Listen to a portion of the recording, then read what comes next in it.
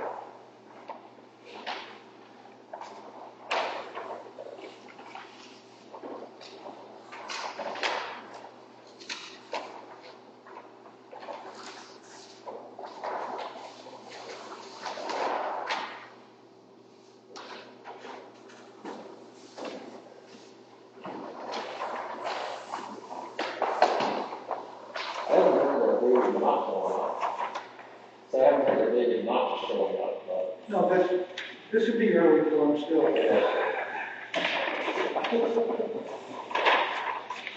Yeah, it's still got a minute.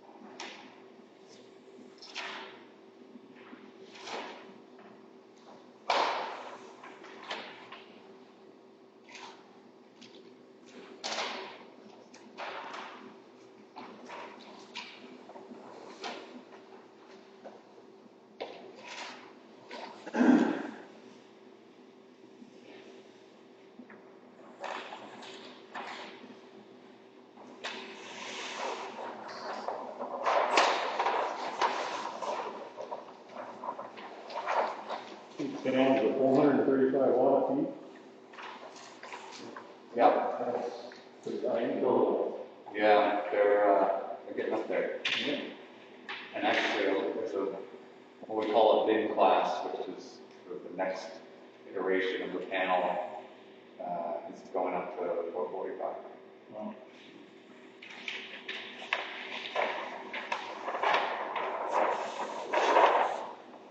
Yes, we got limited real estate. They're bigger than the ones on your house, for sure. Huh? They're bigger than the ones on your house, for sure. They're bigger? Yeah. 6.5 feet long. Oh, I see what's like. Yeah.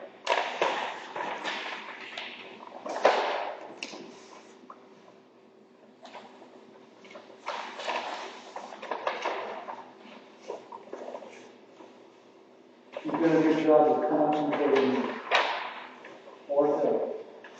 Thank you. Flat out, too. There. Woo-hoo. Oh, Yeah, say a word.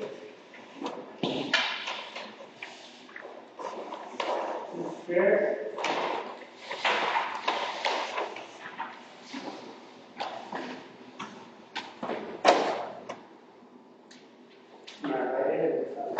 No, for you this is on time. So, we open up the Waltham Planning Board meeting for December 3rd, 2020. Looks like we have a quorum, barely.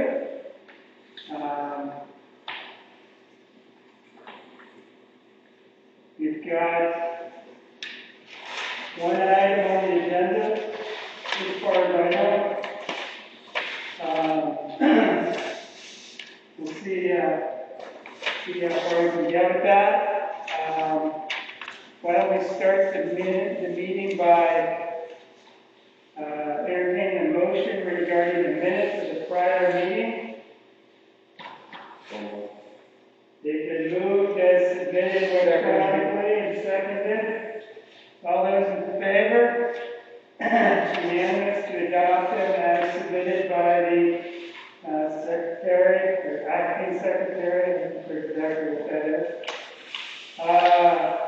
The next item, there you go. We may come back to this at the end of the meeting, but there's been a request to hold future meetings via the web. Not sure how many cases there were today, but it's continuing to increase. We're having community spread, and you probably won't have 2 board members show up unless we do it via the web. Any discussion? I know we've gone back and forth. I think we all agree it's not preferable, but and it's harder for me, so I don't want to do it. But by the same token, I also don't want people to feel as though they can't participate because of fear of COVID. So, yeah. So David, I know we set up that we would have another meeting next week, next Thursday. Are we anticipating something on that date? Yeah, right now we've got the Van Hertel subdivision wants to come back to us on that day. And we could not, we couldn't notice the web meeting for the next one. It would have to be after the December 10th meeting. It would have to go virtual. Okay. So this is more just kind of after the 10th, you know, we want to go back to virtual. Or not, you know. Well, I think Matt Tripper is valuable as is Minical, but I also think that Matt Sanborn is valuable, and we lose Matt Sanborn when we go virtual. Sorry, I just pulled over across the street and I just talked a lot. You probably got your wife back to my house. Which is funny because we live right across the street and he gets service. Yeah, yeah. I mean, But it's fine, I'm okay with going back to work. just, yeah. And look, if you can't, you know, if the next time we do it, you can't participate, just come over to my house and, you know, I trust it. No offense. My son-in-law's probably the one that's most, I wouldn't say vulnerable, but I'm out. Yeah, you're out of bed, that's no question, yeah. Okay. But we could figure out a way for you to sit at the kitchen table and I'd sit at the bar. So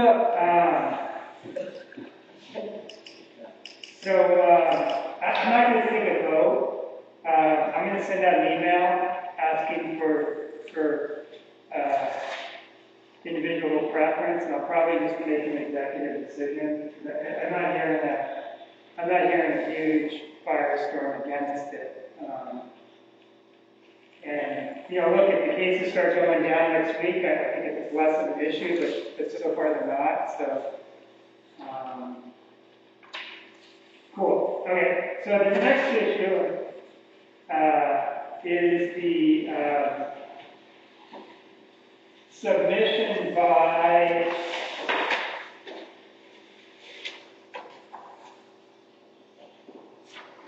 Stantec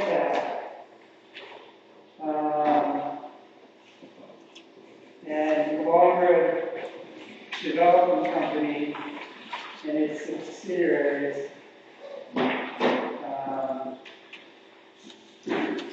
for a solar collection site at over there on Tweed River Road and Route 113. These two houses are the same thing. So we went through this basic process with Sunrays in the old pit there. This is a little bit bigger. I'm not sure if it's more involved or not. I guess that's what we're here talking about. But They've come in, they submitted the information with the map. You guys pay a fee because you're going to. Okay. So, why don't you guys identify yourself? So, we're on, I think we're on video, so, I don't know, where, is the video on? I don't see cameras in there. Well, you know, Daniel's over from home, so maybe it didn't get done. All right, we're on the video. I think we are. Yeah, I always assume you're on video. Why don't you guys introduce yourself and just kind of tell us what you're presenting tonight? Yes? Could it be noted in the minutes that I recused myself? Yes. I'm Brooke Barnes with Stantec Consulting, and we're assisting Long Road in developing multiple projects across the state. This Baldwin project happens to be one of them. I grew up over Robinson Hill Road, so I'm a local boy. Doc Barnes was my uncle. And Jack Barnes was my dad. So this is kind of coming home. And I'm Dave Kane, I'm the Director of Development at Long Road. Work on projects in the Northeast and Maine, particularly, and developing this project here in Baldwin, among others, in each of these states of similar size and technology. So pleased to be here in the project. Excellent, excellent. Why don't you guys describe the project for us? And I guess I'd appreciate knowing any, I don't want to say peculiarities, but any anomalies with this particular parcel versus one of the other projects that you've been doing over the last series of years. Sure.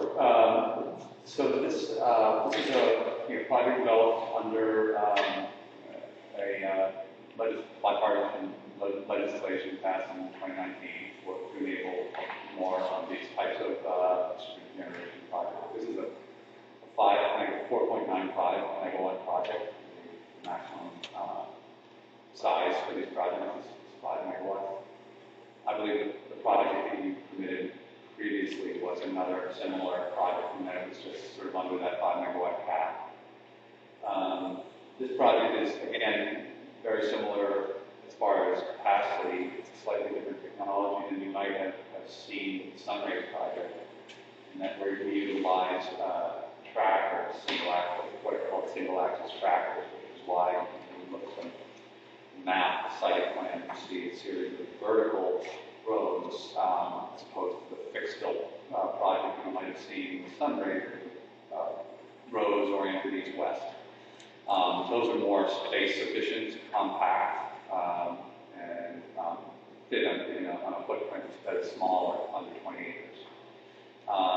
This project is substantially bigger. The single axis trackers take up more space, and hence the larger system size. And because we're over that 20 acre threshold, we've filed even in these smaller projects that are under 20 acres. So I guess that, to an extent, you could view as a measure of comfort in that the DEP is looking at this quite carefully. Agreed. Yeah. So, I thought in the permit application, it talked about 6.9 megawatt. I was just going to go through that. That's DC, and when you convert it to AC, what comes out of our wall, it goes down. So it's the DC or the AC that you were talking about. Thank you. Yes. Yeah. So the maximum system size under LD chapter LD 1711 is 5 megawatts AC.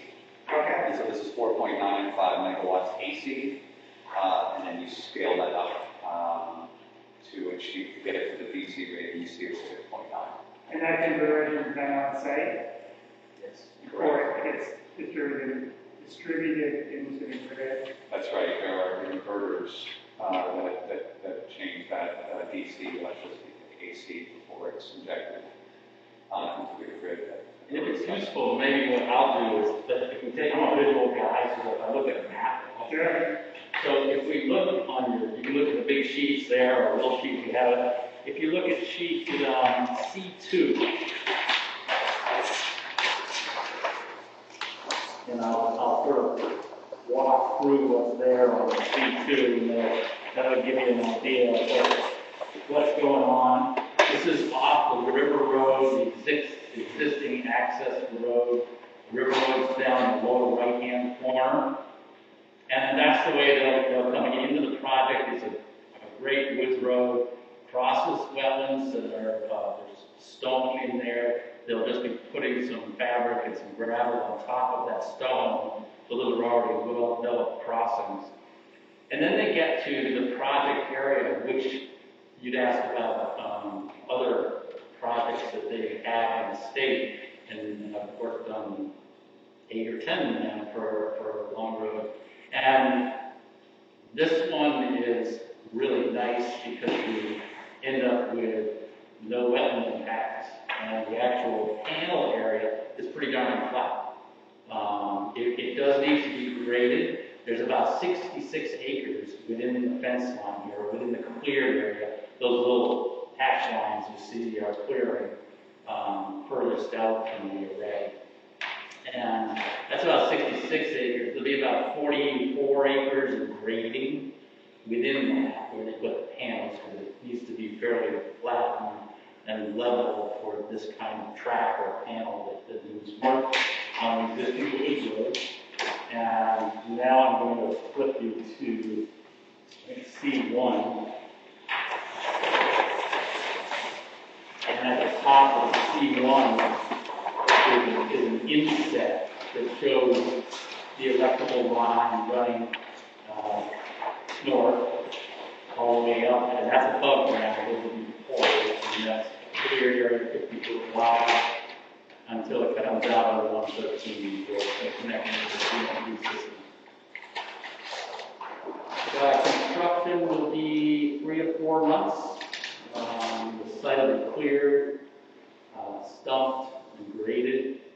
And then the panels themselves go up pretty fast, either in screws or in driven piles. They set up a racking system. I don't know if the sun rays started the ball in second half. I don't know if you haven't even take a look at it, but it goes up pretty quick. They get the rows of racks up, and then it's just screwing on the panels. And then running the electrical, and there it is. It happens pretty fast. So they'll be, as I said, they'll be bringing everything in from River Road, doing that work, and then just run the electrical due north. Just to add on, those piles are there's no footing poured below. There is, as you mentioned, driven or screwed. The only impermeable surface really is the roadway and the small pad. You see the small concrete pads where the inverters do. And we'll be getting a stormwater permit from DEP for that new impervious area associated with the roads and the pads. Once it's constructed, again, stable. What do you do with the panels once you remove them? So we use a panel that's manufactured by First Solar. They are manufactured, assembled here in the U.S. and Ohio. We bought a large number of these panels from First Solar, we're their largest customer. Those sit in a big warehouse in Memphis, Tennessee, and we get shipped all over the country to our various projects. But First Solar is interesting because there's a slight premium to the cost, and that premium partly is due to the fact that you're prepaying for the recycling services of the panels at the end of their life. So when you buy a First Solar panel, you are buying for that recycling service at the end of life. So they collect them, ship them back to the facility. They have a recycling facility right next to their manufacturing facility.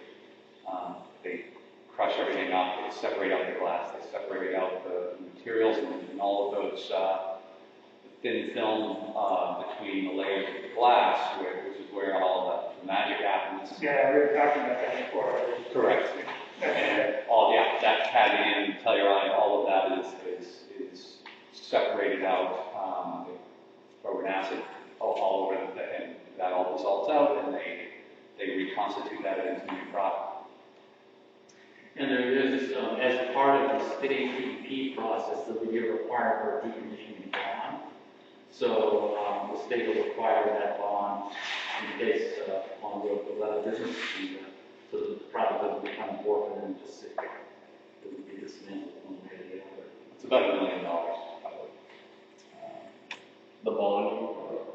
Yeah, the decommissioning cost, which is all calculated, it's an 8-page document detailing the labor and all of the aspects of the decommissioning, and that really is close to $1 million.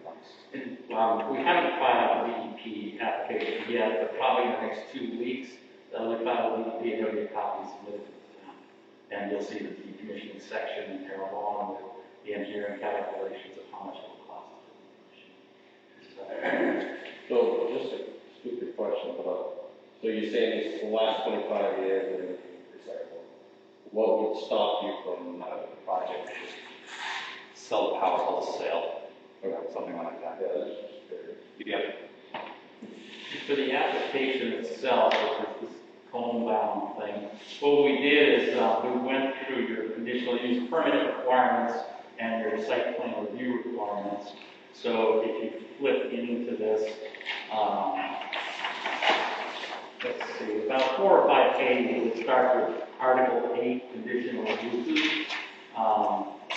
And we just sort of run through the requirements for your conditional uses. And then the next section, a few more pages in, is Article 9, the actual performance standards under your conditional uses. And then finally, even further, is Article 11.6, which is your site plan review approval process. So we took all 3 of those and put them into this one application. And then the rest of this is just another copy of the plans in smaller scale, along with a boundary survey, a certificate of standing, sound assessment. So if the inverters make a little bit of noise, so we have a sound assessment. They meet the state standards. I like how you said proportional to the capacity. Yeah. Depending on how much energy is flowing through there, will depend on how loud. I thought that was a very funny way to put it.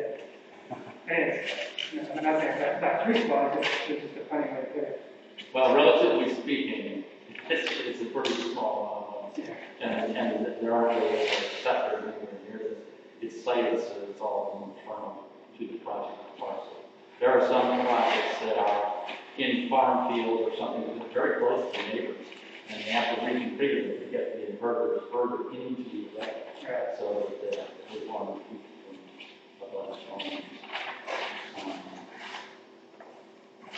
Other pieces are in here, the deeds are in here, title right of interest documentation.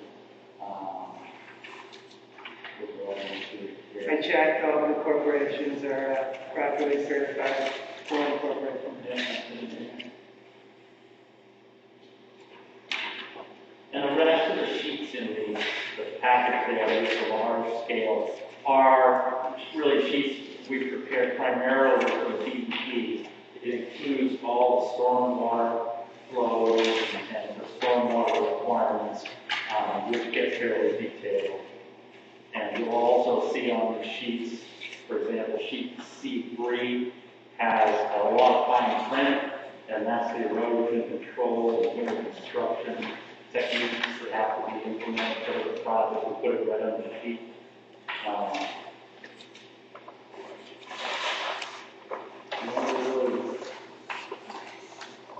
The most of the last few sheets, the D's, the David sheets, D1 and D2, just give some examples of the typical construction techniques that will be used for erosion control, stormwater control.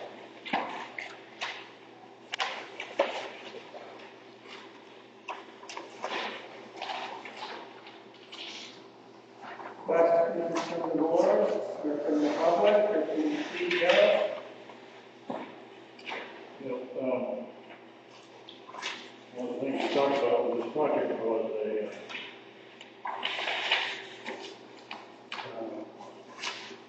something on a qualified water expert to show, specify where the streams and wetlands were and the setback locations versus what was on the shoreline zoning map. Right. Do we have something in here for those? Actually, the wetland litigation report is not in here. I'll get that to you. On the site plans, if you look again at the C2, that's everything you see in blue there is what was delineated as the wetland by Boyle Services. They did the wetland work. And everything that's in my sheet kind of pinkish color, those are the wetlands that would be regulated under your shoreline zoning ordinance. And you see that dashed line that runs around the southern part of the page, or the bottom part of the page. That's your 250 feet around those wetlands under the amended shoreline zoning ordinance. So the blue area is wetlands that the soil science has found, and the pinkish area is what was on the shoreline zoning map. No, pinkish is also delineated wetlands. So both the pink and the blue were actually field delineated. They found flags and determined it. But then we took that information and ran it through your amended ordinance so that the pinkish area are the wetlands that are regulated under shoreline zoning ordinance, greater than 10 acres for an area of erosion. And so you end up with the dashed line as your buffer. And then there's a stream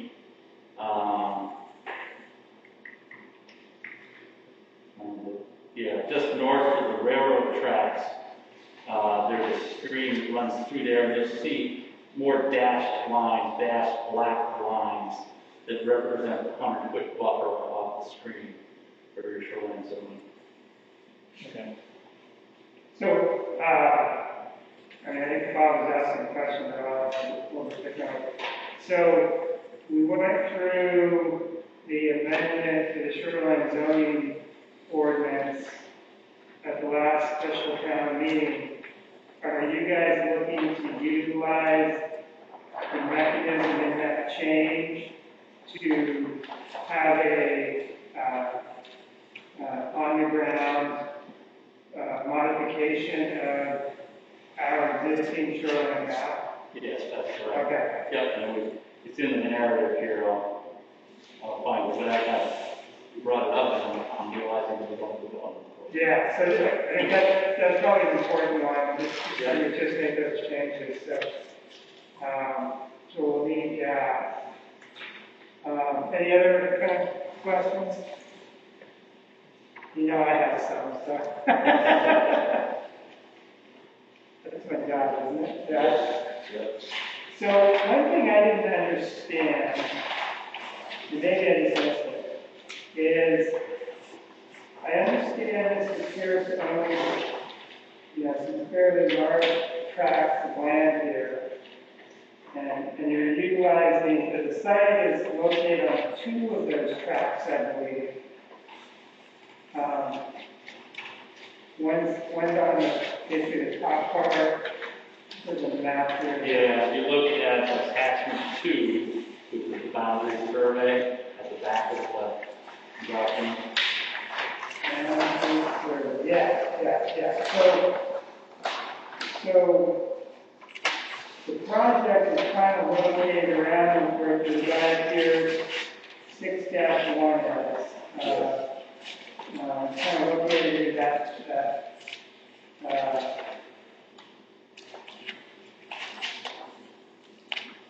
area. So I didn't understand what portion of the two properties you're leasing from Mr. Pierce versus what you're not leasing.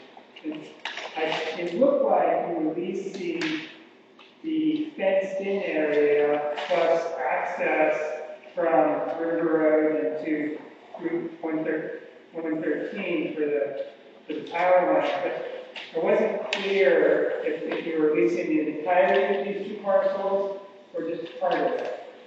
And I'll tell you why it makes a difference, because in your application, you're relying on the vegetative buffer, from the other properties, which would be some of that would be the non-lease portion. And so I just, we may need to put some restrictions on the non-lease portion in conjunction with your lease portion, depending on what you lease. Like, you see where I'm going with this? So, Your question is, are you releasing right up to the fence, in which case it can all get cut down and the visual buffer is gone?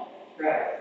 So is there an area that's controlled? This is sort of the lease area, which is well beyond the existing layout. And I don't know if you intend to retain that, plus. I think it would be helpful for you to give us a diagram that shows the leased area and the used area, and then the rest of the parcel that's not being used. Because when we grant a permit, it's for the parcels. And so I think we need to know whether or not to put any restrictions outside of your, I'll call it the development area. And I don't think it's clear in the presentation how that's all working. I know in the deed there's some references to it in the back, the leased area and some diagrams. But that really didn't do it for me. Yeah, I guess thinking about some of the thinking of the planning board, you require the landowner to actually submit the application.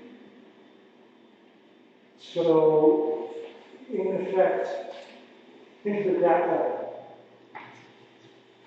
You're looking at map 6 lot 1 and map 8 lot 34.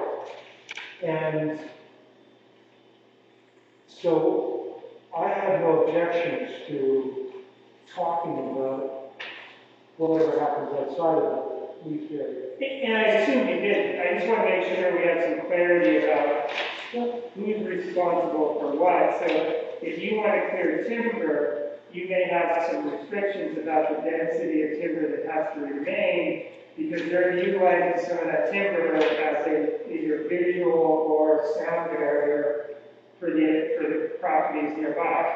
I totally appreciate it. These are large pieces of property, and we're talking about decent distances, but I still want to be aware of that, because the Smith property does come fairly close, and so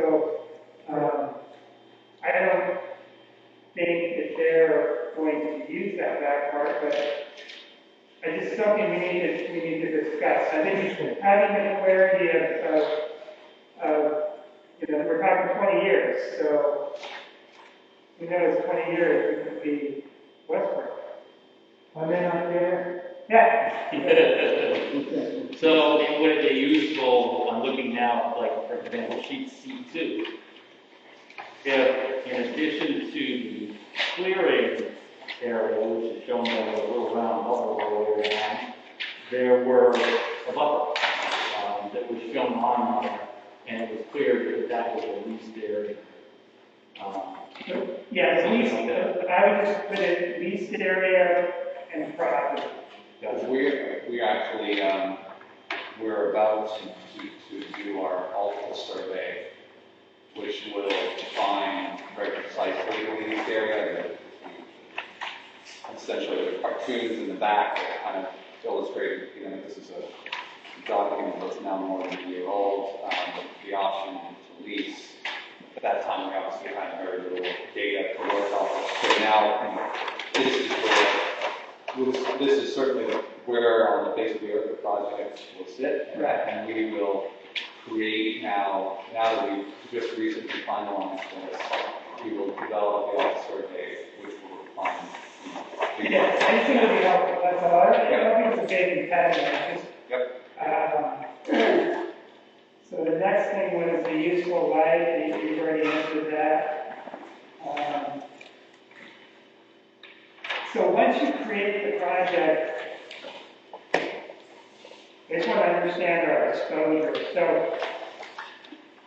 it's a subsidized project, right? In the sense of you get some sort of benefit from the state with this program that you're involved in for doing the project, right? So there are subsidies at the federal level to the extent that the panels themselves that we're utilizing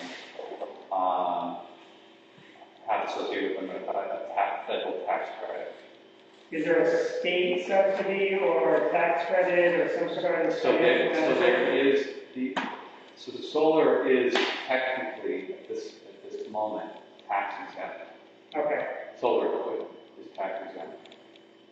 This is a long-standing statute that is getting a lot of scrutiny, as you can imagine, given how much solar and what Maine, the Revenue Service of Maine realizes that, they didn't revise the tax law rules to kind of keep up with the program. And so constitutionally, the state of Maine has to reimburse the town for any loss up at 50% of the lost tax revenue in a tax exempt situation. And is the viability of the project dependent on either the tax exempt status or the continuation of the federal subsidy? Like, in other words, if somebody, I don't know, some really physically conservative governor or president comes in and says, I'm done with solar, I don't want to subsidize this anymore, would that cause the project to no longer be profitable for you? Or are you locked in to this program once it's begun?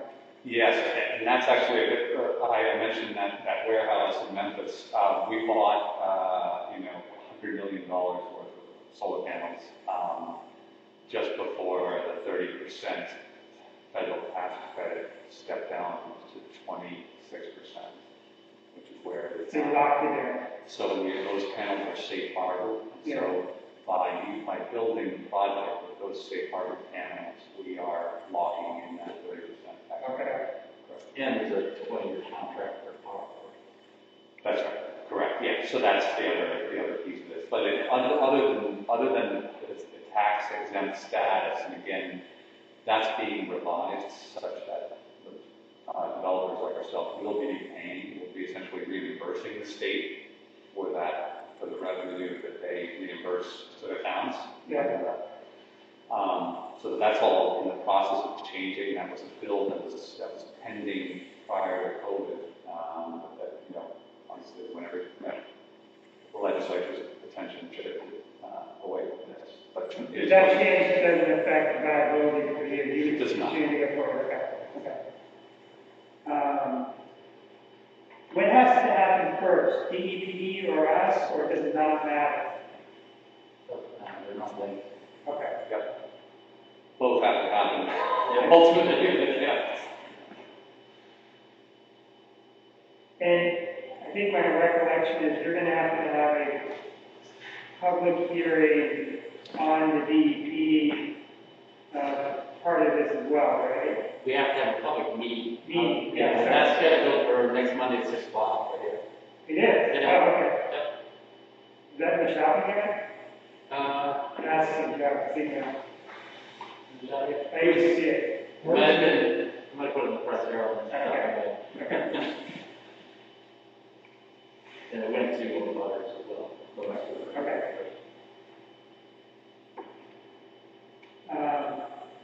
So in terms of the project, I mean, I saw that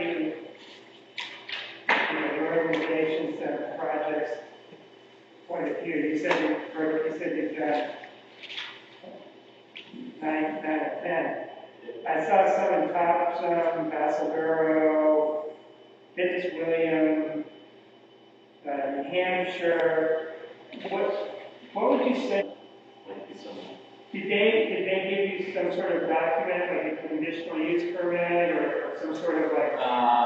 It was minutes of their planning board meeting where they ran through all of the requirements and it just made note of them. We didn't get a permit. Okay. We did, maybe that was, well, but Augusta, we have a project, we have an approved project by the city of Augusta. So we didn't permit for that. We do. Isn't that more urban now? Isn't that like?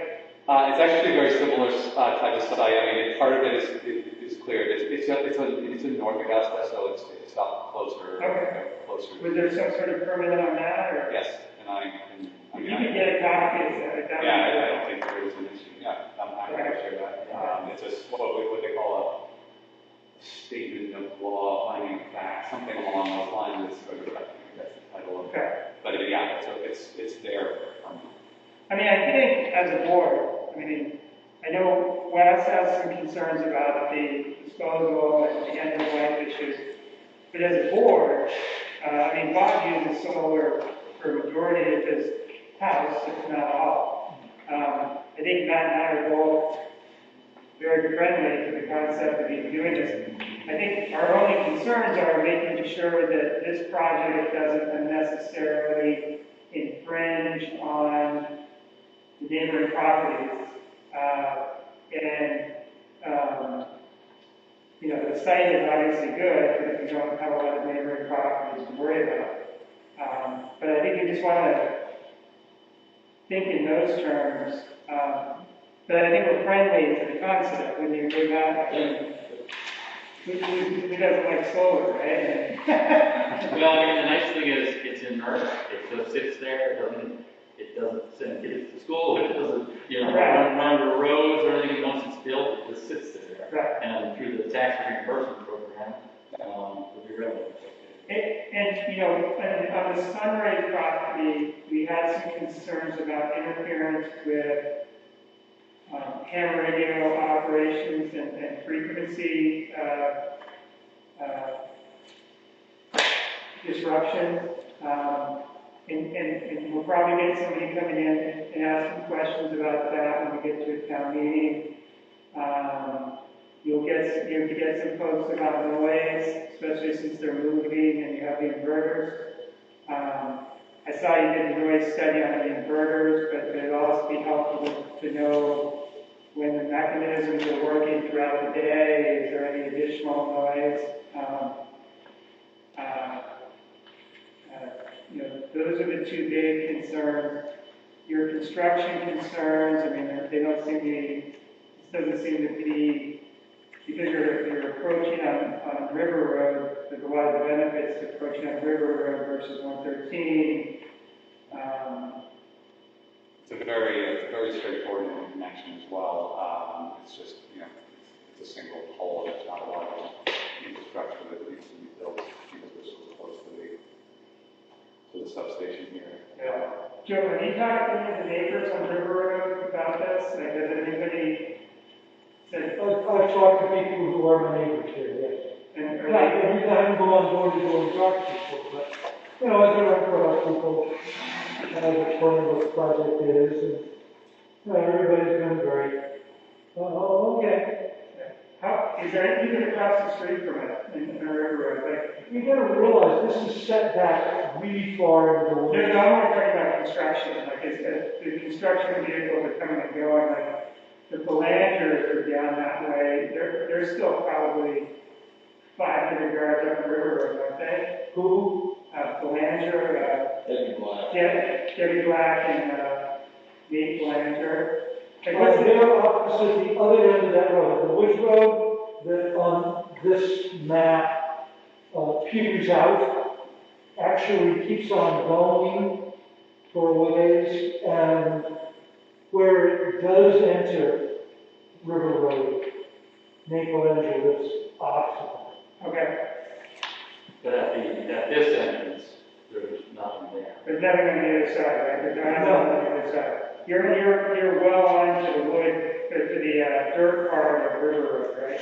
No, No, John Wayne's house is paved in front of John Wayne. Yeah, I'm trying to figure out where the entrance is then compared to, who lives across the street then? I don't know that anybody does. Which People live across from John Wayne, but I don't know who is. Where's Leo's? yeah, John Wayne was one of the people that thought that, This is a street, Yeah, it's no problem. called the Wood Road. Yeah. So mine is here? I don't know, but it's, I'm not sure. It's not across from, there are houses across from John, but I don't know what they. Well, this is the straight stretch, and then turns over. And then goes, is that gravel down there? Okay, so I, Yeah, so the Woods Road is about 1,200 feet east of the Lake. so over here, where this road comes. Oh, no, there, that's from the Michelangelo, right there. right there, okay, the road turns on, okay, so he's before, okay, so you're, You're using this, right? yeah, this is the road, yeah. Let me see that again. Okay, so it's farther up than I thought, okay. All right, So where is that? It's got the railroad there, and then it's the river. Yeah, yeah, the best criteria for me is where it goes with gravel, because I know, man, I know where that is. Where you have to slow down. I got this map, and it's this back here. I think you want to ask them. Maybe answer. In the handout here, the second sheet in Exhibit A, Yes, that was, again, Joe and I worked on this agreement probably at least 18 months ago. At that time, we were contemplating a second project on the same, essentially, very approximate to one another. That is since that idea is because of the number one, the prevalence of wetlands, but also there are rules now with respect to co-locating these projects. These projects now, as an owner, I have to, my next nearest project has to be 5 miles away. Yeah. So Sunrays can have their projects, less than 5 miles, but separate owners. maybe this one should be removed. Well, no, this is an exhibit to the lease agreement, Oh, to the lease option. the lease option. So when they originally obtained the option to lease, they put in exhibits to that lease option that reflected the current thinking at the time. Which is part of the reason why I was raising the question about the leased area versus the non-leased area, that we just need some clarity on that. All right, so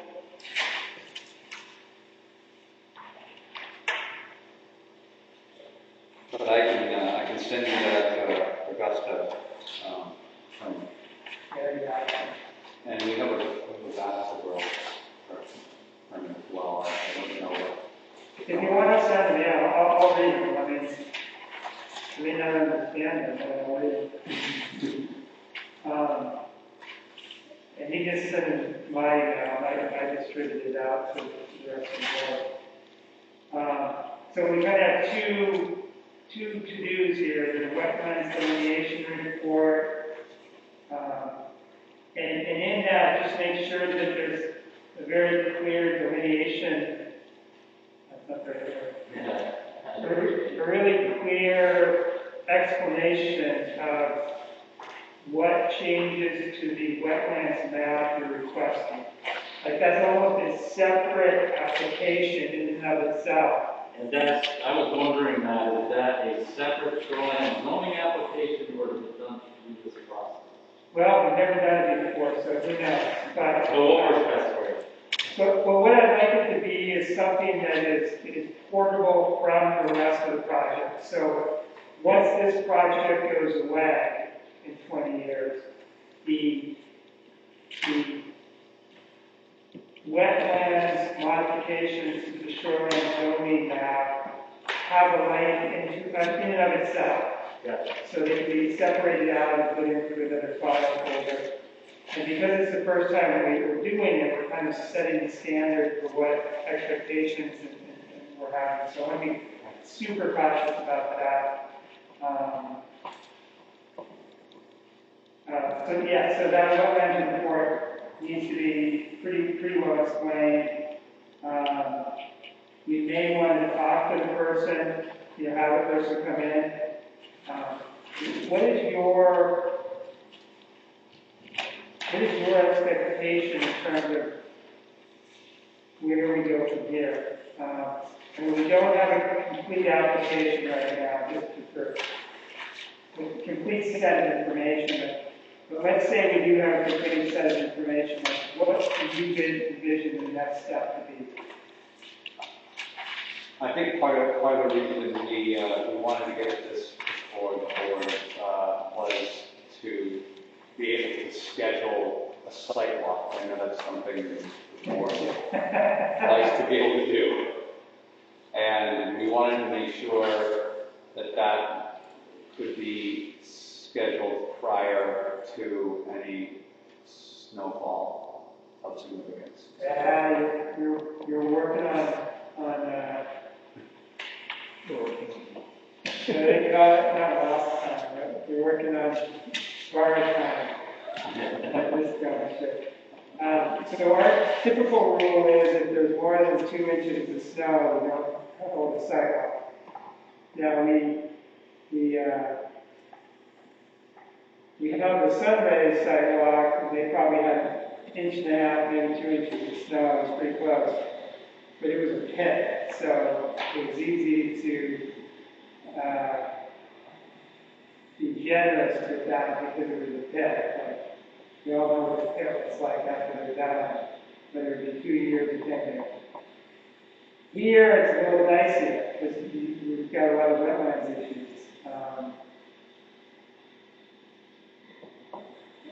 Let's say we schedule it.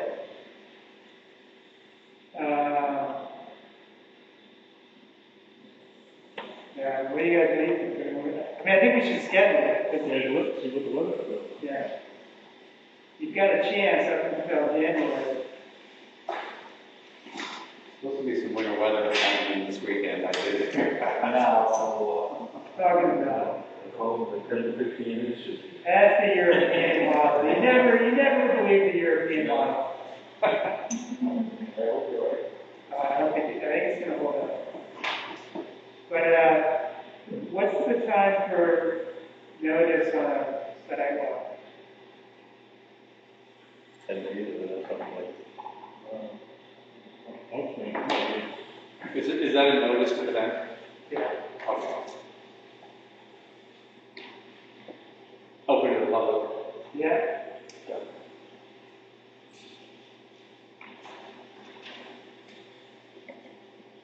Joe, do you remember what the notice is?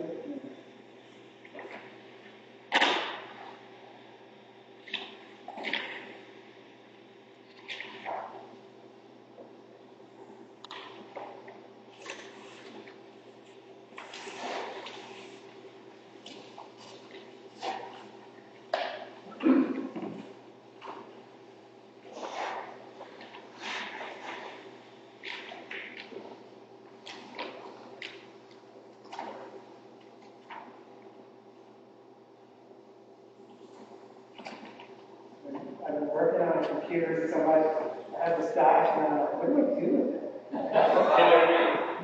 Again, I still check it.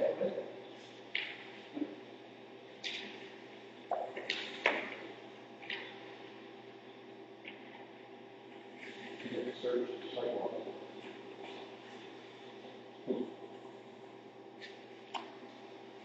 If I could.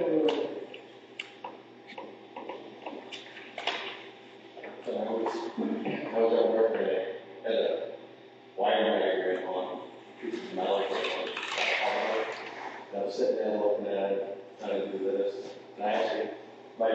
like, so not technical, doing that, sounds like doing this, it's like, Make it bigger. trying to zoom in, trying to zoom in, and they're like,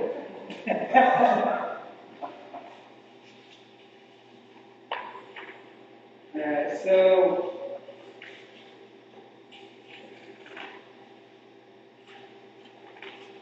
Conditionally, so on page 12, it says, for a conditional use permit and site plan review, public hearing, 10 days in advance.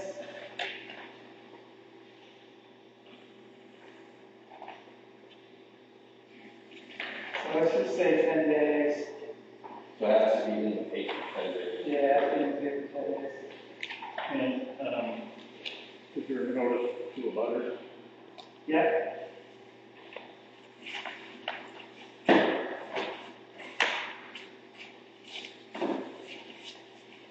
Is that notice we do or the plan? We do that. Yeah, that's where your fee goes to.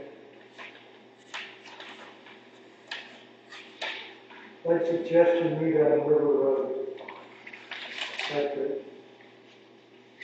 With parking on there too, inside. Yeah, I remember finding it.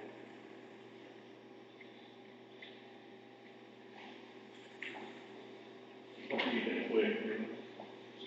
What? They don't need it later, do Nope.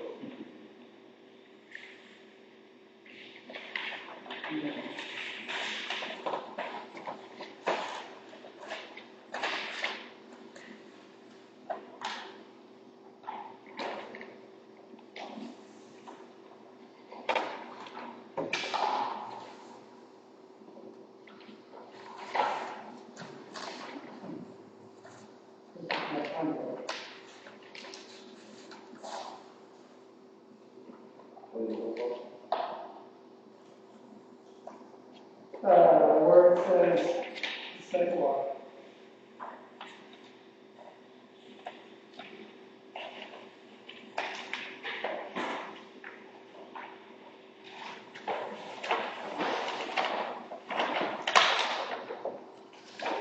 Oh, here, there's a sidewalk.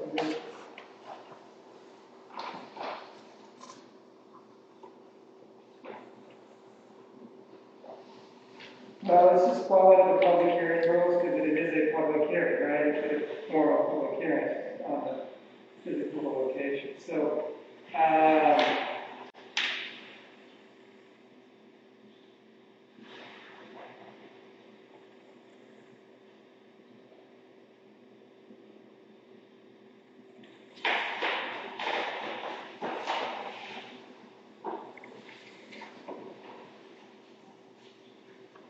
when can you get the wetlands delineation report to us? Tomorrow? Okay.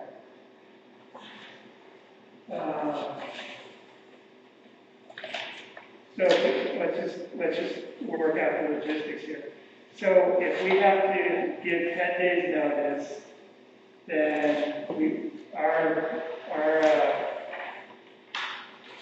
publication of record is the shopping guide, local paper, I guess. To get in the shopping guide, you have to get it in on the Monday before publication, which is on a Wednesday.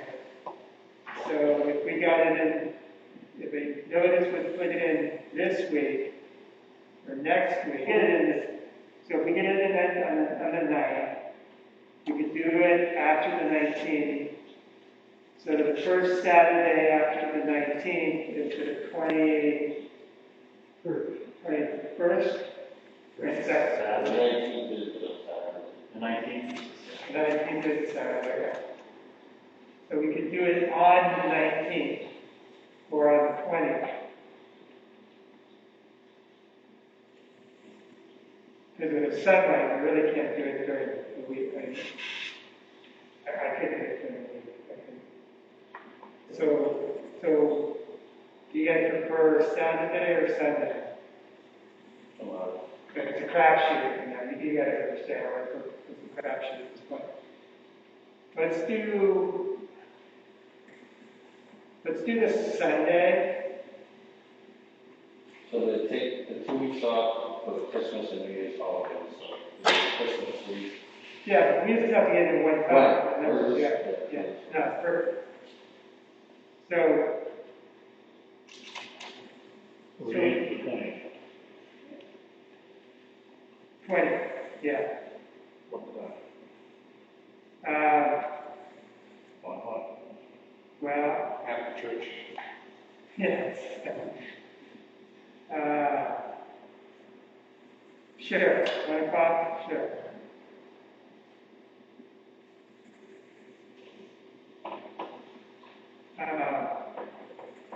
Yeah, that's contingent on getting the wetlands delineation report prior to the 10th, to our next meeting.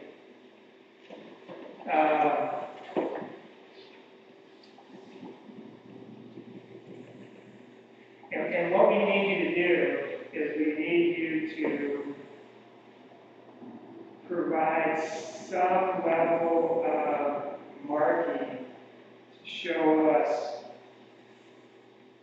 we don't need very much, but we need some level of marking to show us where the road is, you know, at the entry point, and then give us some level of boundary of the developed area.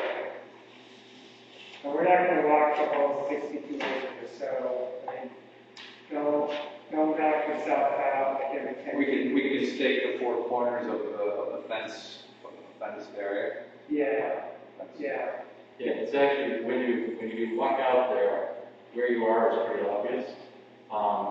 The road that goes out from River Road, if you look at a sheet C2, it goes in and then you see it crosses wetlands there. yeah, And those are just big stone crossings, like small stone. So it's just a road and it's all brushed out. So you're just walking down the road. And then once you cross that little one, you go up a hill and there you are in front of it. yeah. So if you could just throw some stakes up there and just kind of give us some sort of visual boundary. I mean, you know, some sites here require more because there's more detail, but here, I don't think we need a lot of detail. I don't need to know where the paths are going to be or anything like that. You know, do you? What do we see right now? Is that a lot of scrub or tree or what's in there? What would be between markers in this area? Well, Trees. trees. Yeah, so we're not going to be able to, are we going to be able to see through to the, yeah. One corner to the next. Yeah, so just put it in there in case somebody actually wants to walk and look at it. You know, we're walking that road and you come to a landing. And everybody will feel comfortable because they're on a landing and there's a lot of looking around, you know. But that is the area that they're talking about. I forget how they labeled it, but it's a laydown area. Yeah, And it's north of that, which is Pines. perfect. Perfect. Yeah, I mean, this is mostly for the public, to give them a chance if they want to spend the time to walk in there and look and make sure there's no small budded whirlybirds or whatever the plant. No small local That's what it is. zone. So we do need some markings so at least kind of know what's going on. Well, we see there. You would. And I would bring a couple of these maps, posted on the corkboard, so you can hold it up and say, we're here, here's the project. You know, depending on the level of interest, you'll get between 2 and 20 people. David, if people have pickup trucks, they can drive to that. So that way, No problem, and parking lot area. cool, I'll go with that then, we can take it. Yeah. So we'll try to do it. If there's a forecast of snow, we'll just stay in contact and we'll try to do it, but I'm also a little bit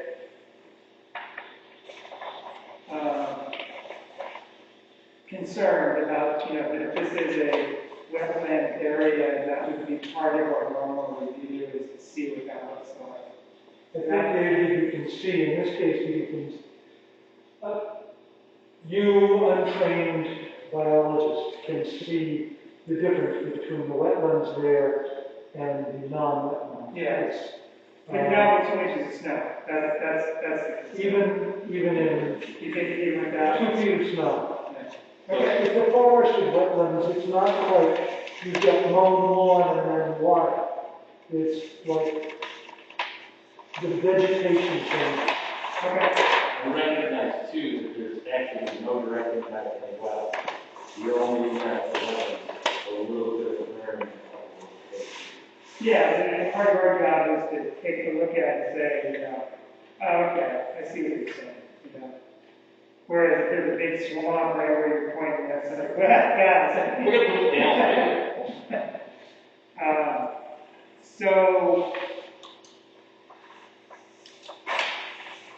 So why don't we, you know, I'd like to look at this information a little closer and spend some time with the ordinance just to make sure, like I didn't have a chance to do that yet. But I think having the sidewalk is a good next step.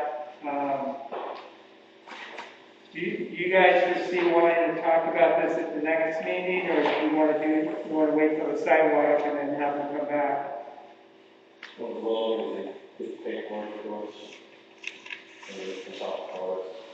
They don't have to come to the next meeting, guys. Yeah, I mean, I don't see you talking about this at the next meeting until we see the project. Unless we want to talk about the shoreline zoning aspects of this at the next meeting. That's going to take a little bit of effort on our part to kind of figure out what that means. And whether or not we need to hire somebody to, that's in here, but whether or not we trust what they're saying at face value, or they're actually saying at face value. I think if you have a time under December 10th meeting, we can bring in the wetland scientist and do that and talk about that shoreline zoning part of it. Because Yeah, it is a discrete piece. It is, You want to it make sure is. you get it right. yeah, and it's not going to happen in one sitting. I mean, it's going to take us some thought. Why don't we do that? You guys, okay. Yeah, you can get us that map and get the shoreline zoning person to us on the 10th. We'll give you some time. We have another agenda item that night, but it's not going to take more than probably half an hour, 40 minutes. So we have at least an hour to talk about the wetlands. And then at that meeting, I think I'll have a better idea of kind of what the process is from my perspective. And then if the board sees it the same way. So if we don't get a sidewalk done before it snows, then our part of the project slowed down. It's much harder for us to do anything without that sidewalk. Is that a necessary part of our review? It's always been, you know, we've always done it. So, Because it may be even with snow, if there's particular things you want to look at, like exactly where are the wetlands. you never know what people want to see. You know, for us, it's just, I think, just taking a look at the land and making sure it is what you say it is, and it smells, you know, like pine trees. But for other people, it's, you know, there's other issues. Everybody has had issues, so it's hard to know what the issues are. But we try to be consistent, especially since a board member is involved in the application. We want to make sure we're consistent with what we've done historically. So let's see where it goes. I mean, so far we've had one of the most mild winters of my memory. Anything else we can accomplish tonight on this application?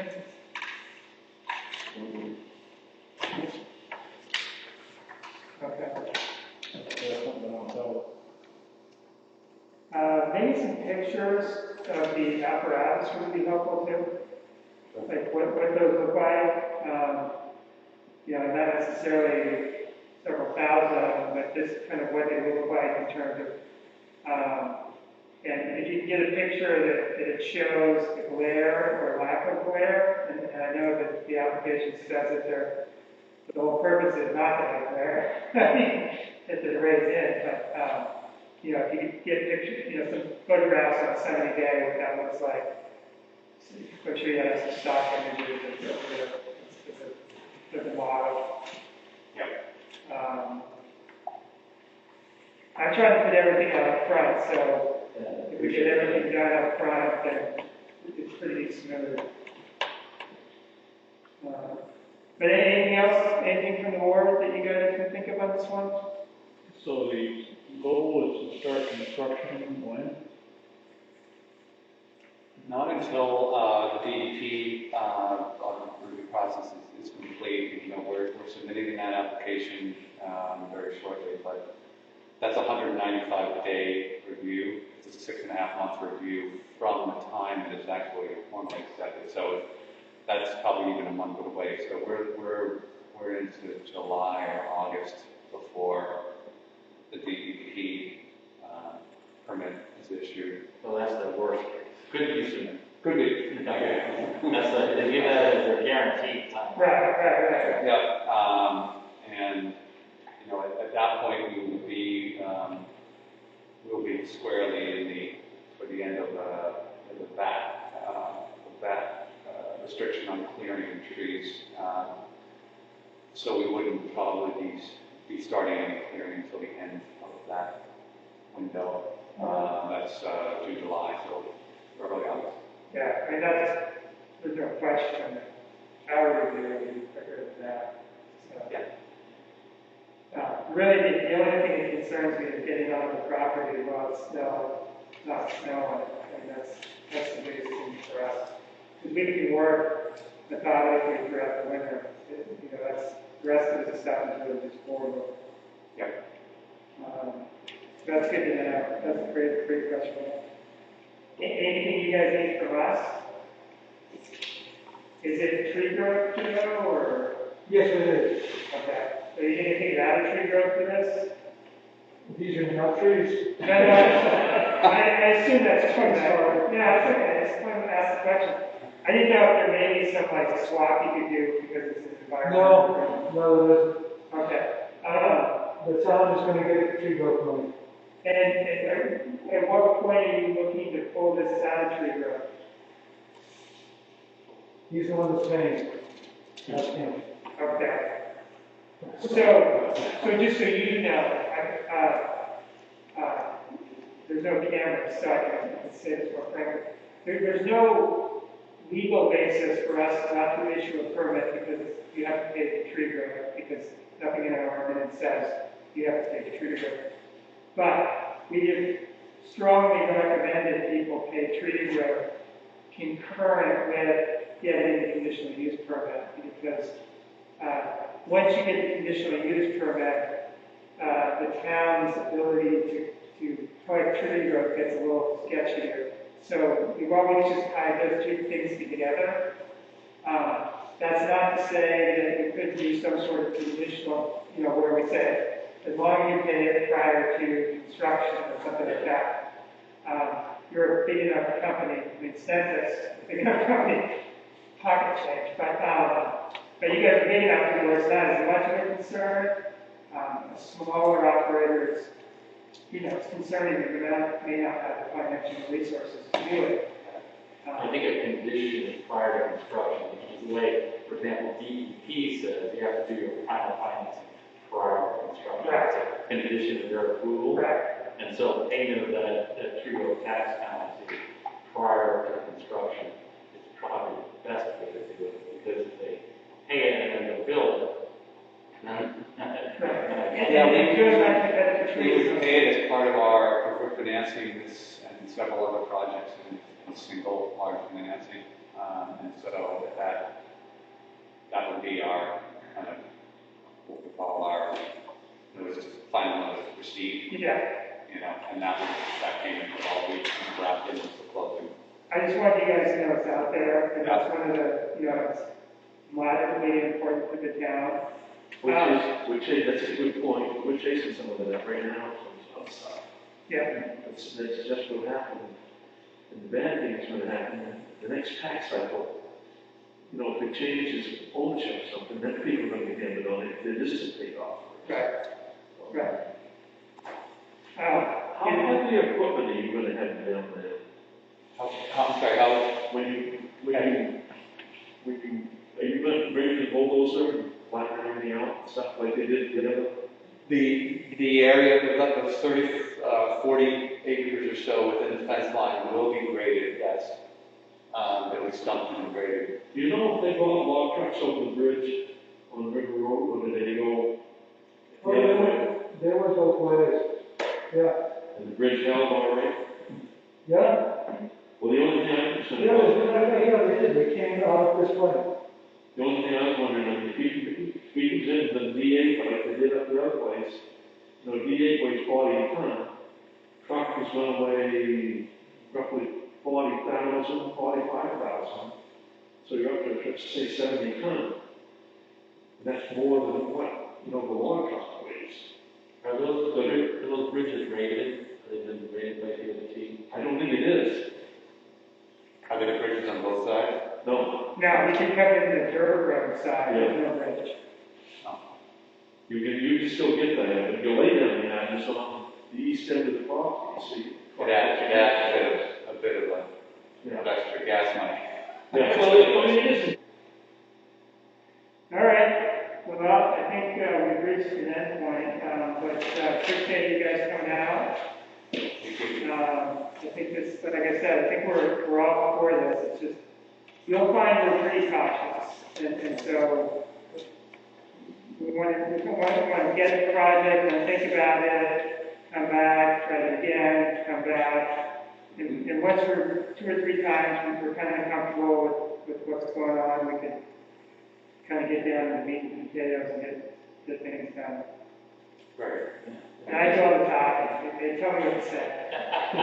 And just at any point along the way, questions or more information needed or anything, just let us know. Perfect.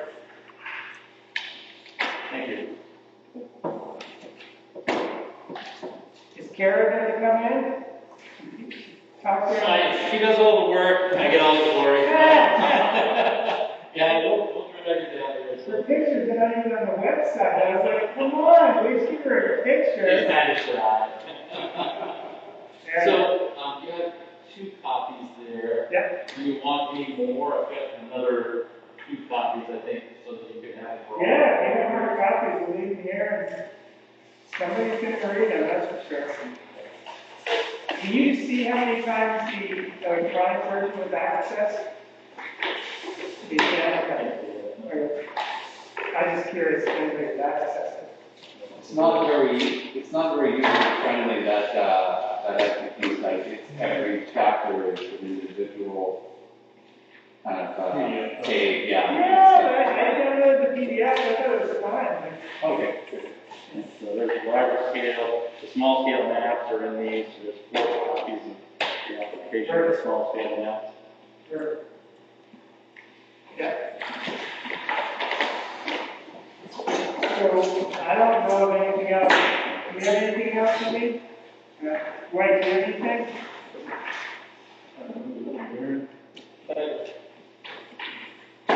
On favor, we're good?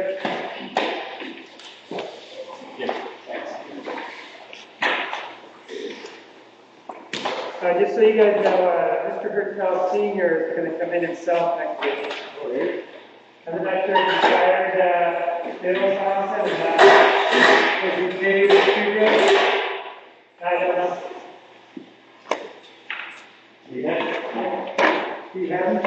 I wrote Mr. Thompson a very good email and Hertel saying he appreciated it.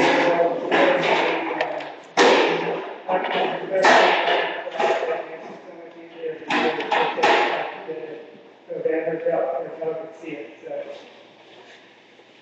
if he fired him.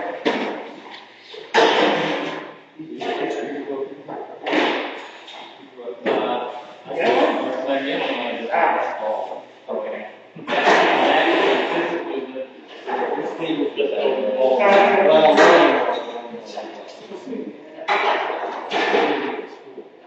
No, put it down the road, go down the shot. Okay. Well, Info here. Okay. Steve Ball. That, John? Good night, thank you. Good night, thanks. I would strongly suggest you avoid, like, so, work for June, that Doesn't sound like it. you want things to dry out. Yes. Yeah. Gotcha. All right. Good thoughtful questions.